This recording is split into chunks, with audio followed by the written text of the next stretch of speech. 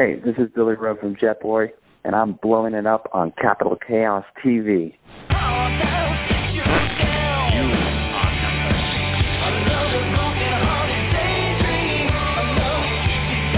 This is Zoran Theodorovich with Capital Chaos TV, and we have Billy Rowe from JETBOY on the phone. How you doing, Billy? I'm good. How are you? I'm doing good. I'm a little reprieve from the rain. Has it been blasting down there in San Francisco as well? Yeah, it's been raining big time. So how did you originally get into music? Who or what turned you on to rock and roll? Well, who would be some old good buddies of mine. My one old friend I'm still very close with. He turned me on to, not really turned me on the music, but he turned me on the next level of music, and the band that kind of opened that gate for me would be Kiss. And that'll be Kiss Alive in 1975.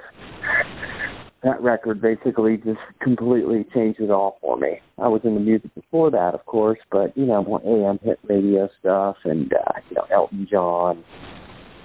But it really was Kiss that was where I started buying albums and just getting obsessed with, posters on the wall and magazines and all that for the kids. So, was it the music or the imagery that pulled you in at first?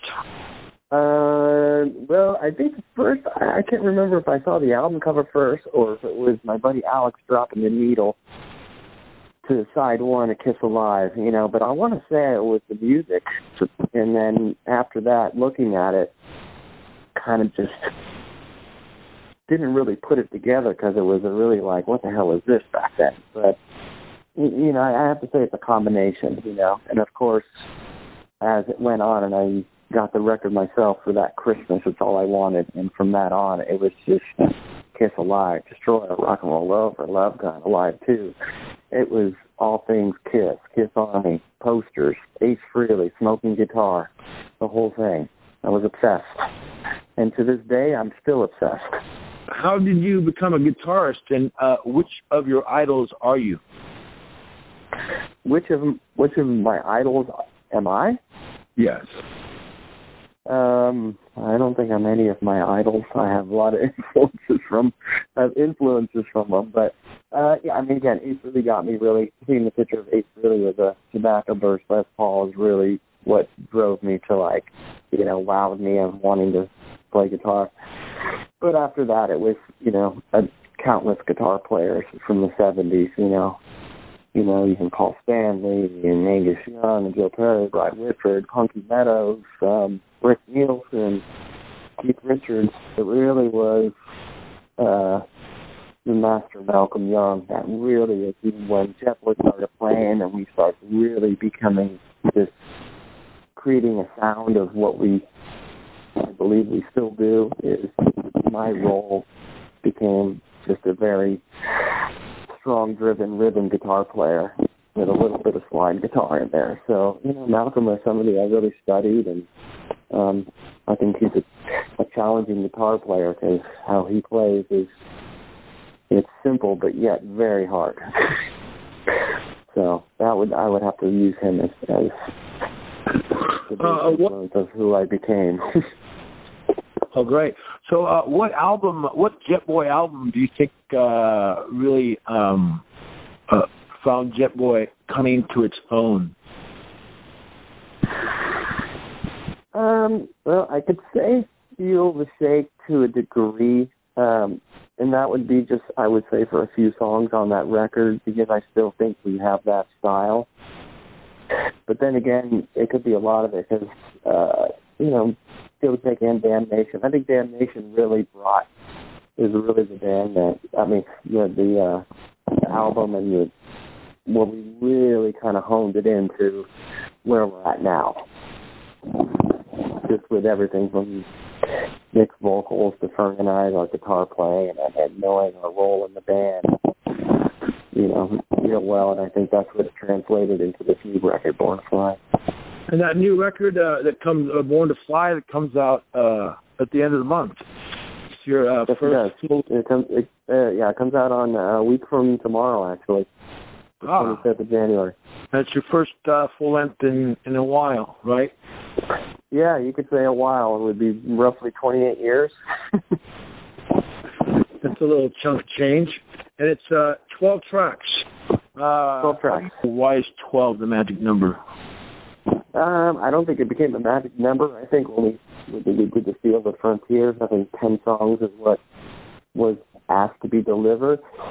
And we rolled into 12, and then 13, and then I want to say that there was a 14th, but I'd have to go back and look in the files of what we were writing. But when we started, we demoed every song before we recorded the album to its entirety, pretty much, down to shakers we had on it, tambourines, whatever. But the 12 really stood out. We got done with demoing 12, and we had one.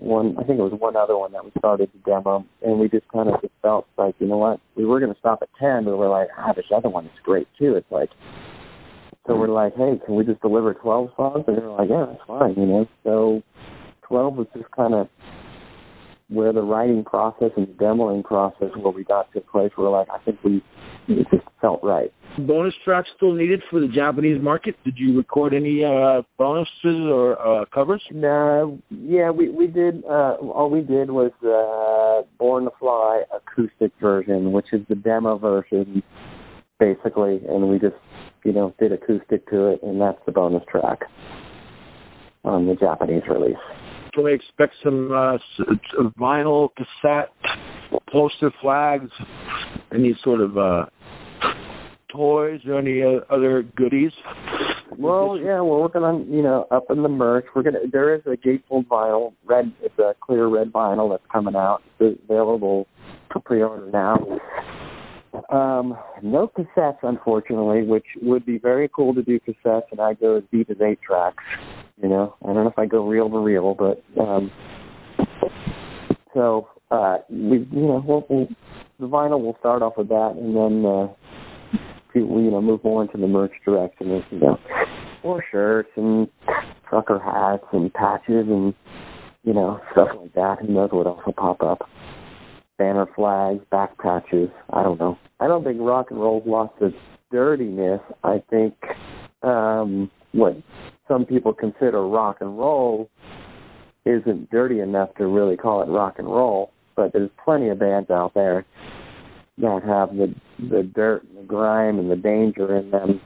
I just think they're just not mainstream, or they're from another country, and but it is out there if you search for it. There's great bands like Danko Jones and Backyard Babies and Helicopters that are downright great dirty rock and roll bands that have a pretty good fan base out there. But so it's really where you look, So I think it exists, but in the U.S., is there anybody?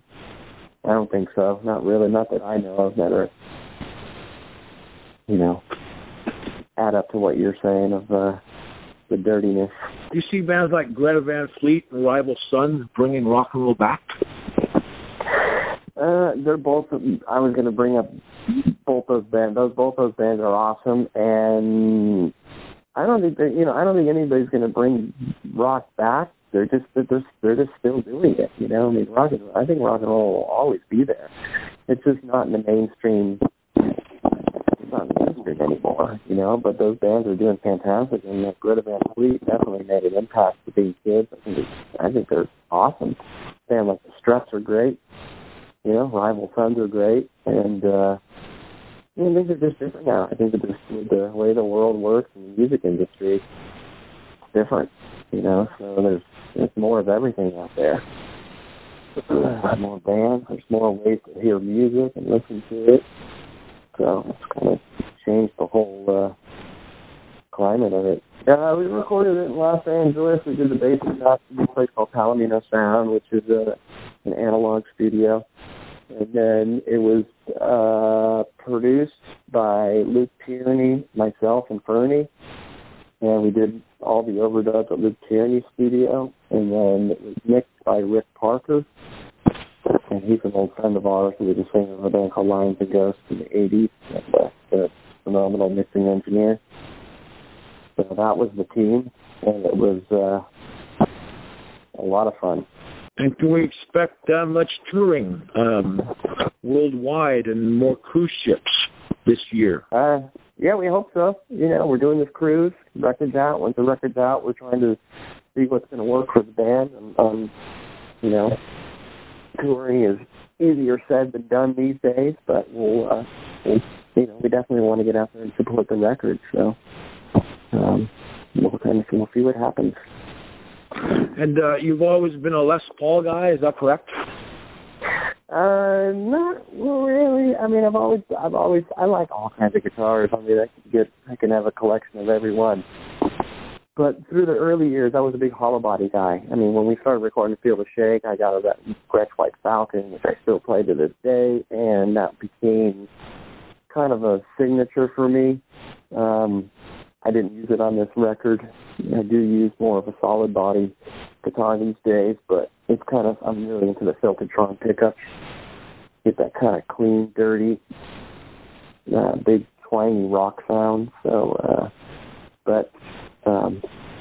I do play Les Pauls, play juniors and big 35 style and all that. So, do you think the political climate here in America is the same as it's ever been, or is it better or worse? The political climate of this country or the world? In this country. Right. I don't know. I don't really like to talk about that stuff, but it's a whole nother level now. I mean, because you don't just have your local newspaper and your 4 news stations reporting news, and now it's a little bit of everything. It's the internet and talk shows and podcasts. And so it's almost like when one story goes from one mouth to another, it changes. So I don't even know what to believe anymore. So I just kind of tune myself out of it. Just do what I like to do and kind of really do my best not to pay attention to it. If it doesn't affect my life, then it's really none of my business.